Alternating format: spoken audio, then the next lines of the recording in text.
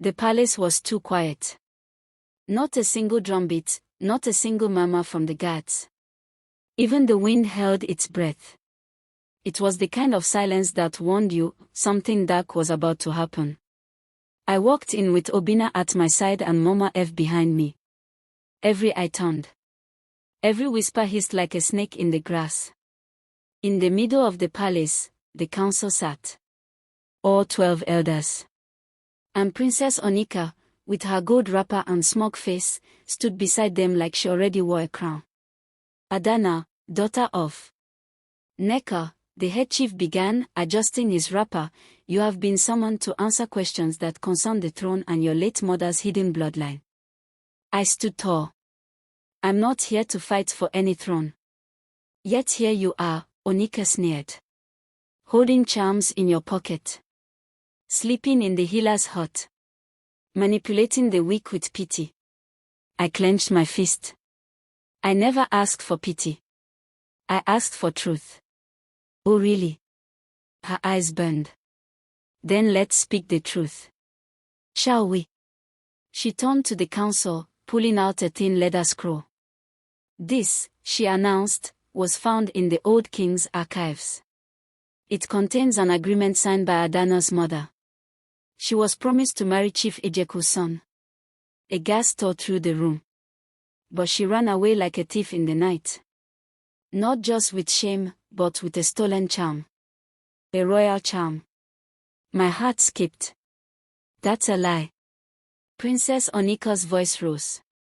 Oh no, dear. This charm, she held up a small woven pouch, is proof that your mother was not just running from marriage. She was running from punishment. A crime. The chief narrowed his eyes at me. Do you have this charm? He asked. Before I could answer, Obinna stepped forward. This is a distraction, he said firmly. You're attacking a girl who hasn't even asked for power. She doesn't need to ask, Onika snapped. The people are already whispering. The mango tree girl. The fire survivor. They will follow her. And I refuse to kneel to a girl who used to beg for yam pills. The insult stung.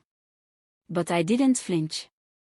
If bloodline is all that makes a ruler, then maybe that's why this village is broken, I said calmly.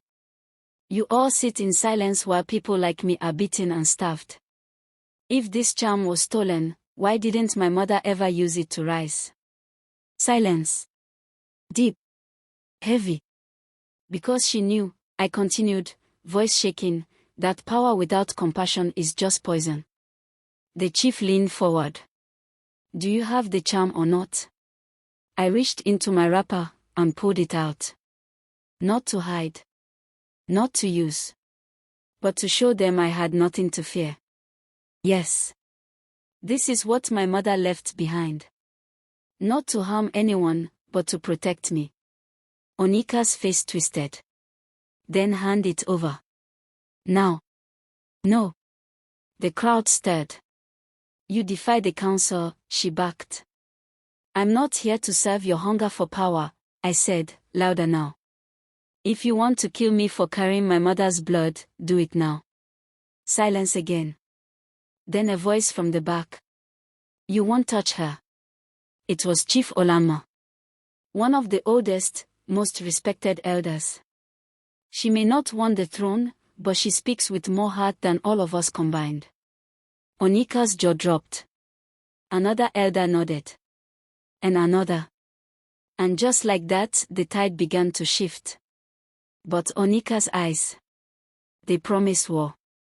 And something told me, she wasn't done. Not yet. That night, the sky didn't blink. Not one star. Not one moonlight. Just thick blackness stretching over the village like a warning cloth. I couldn't sleep. Not with what Onika said. Not with the way her eyes followed me even as the council slowly leaned in my favor. Obinna sat at the foot of my mat, sharpening his small hunting knife. She won't stop, he muttered. She'll try something worse, I replied, eyes fixed on the wooden ceiling. She feels the throne slipping away. She doesn't care about the village. Only power. I know. We fell into silence again. Then Mama F's knock came. 3 quick taps. There's a visitor, she whispered through the curtain. He's not from here. Obinna was up in seconds. At this hour.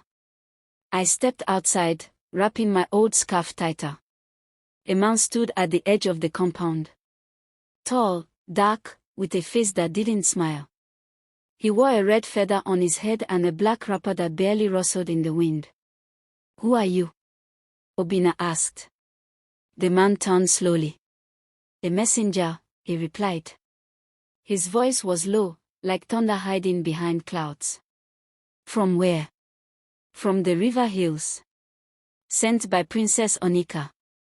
I felt my chest tighten. Why would she send someone here? He didn't answer. Instead, he held out a folded cloth. I opened it slowly. Inside was a drawing. My mother's face. You know this woman, he said. Not a question, an accusation. She was my mother. Then you must follow me. Obinna stepped forward. She's not going anywhere with you. The man's lips curled. You think your small blade can stop me? Obinna didn't flinch. Try me. The man stared at him for a few seconds, then turned to me. The river hills remember your mother's betrayal. The royal charm she stole, it was made by our seer. And now they say her daughter walks free with it. She didn't steal anything. That charm saved her life, I said firmly. Then we demand justice. What does Princess Onika want with your people? The man finally smiled. But it wasn't friendly. She offered us something in return for silencing you. My blood turned cold. What? The land near the old shrine. And full access to the eastern stream. Obinna's face went pale. Those lands feed half this village. She made a deal with the river hills, I whispered. She's planning to hand them part of our home, in exchange for my head. Mama F stepped forward, her eyes burning. Let them come. This land knows how to swallow snakes. The man bowed slightly. Then prepare. Because the snake is already inside. And just like that, it disappeared into the darkness. Obinna locked the door. She's bringing war. I nodded slowly. And I have to decide, do I run again, or stand and fight? Mama F touched my shoulder. You are not your mother, Adanna. You were born to end what she could only escape. Outside, a dog howled in the distance. Inside, my fear turned into fire. This wasn't just about my past anymore. This was war.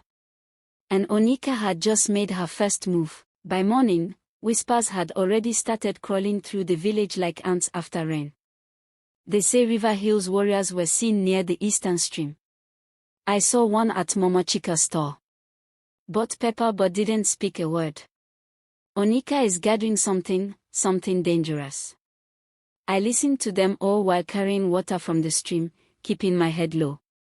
But I could feel the shift, something heavy was moving, something that couldn't be hidden under silence anymore. Adanna.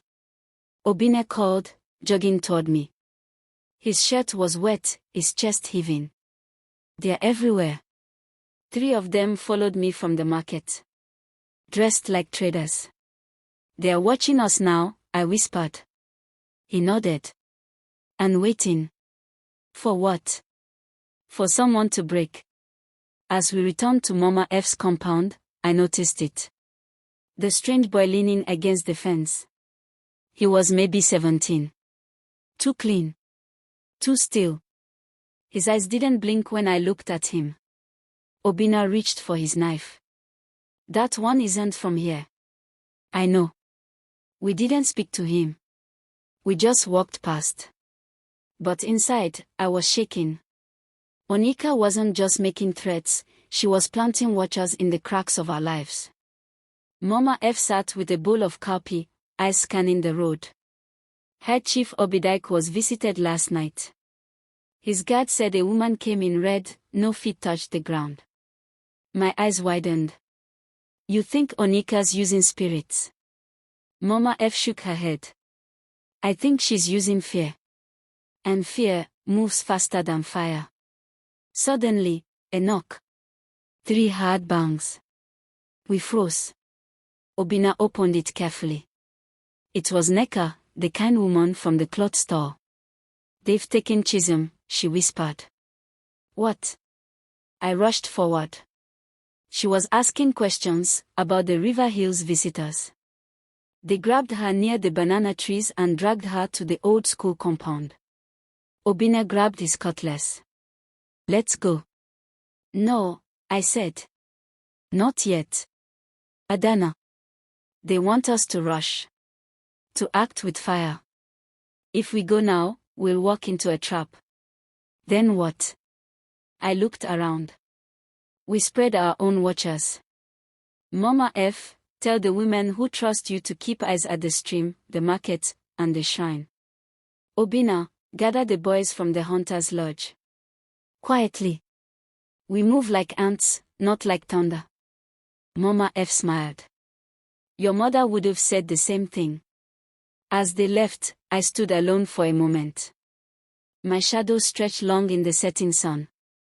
I didn't know how to fight a war, but I knew how to survive one. And this time, I wouldn't run. That night, while others pretended to sleep, I stayed awake, staring at the moon through the cracks in the roof. I felt something in my bones, something close, something crawling. I turned toward the door. And there, in the darkness, 2 eyes watched me.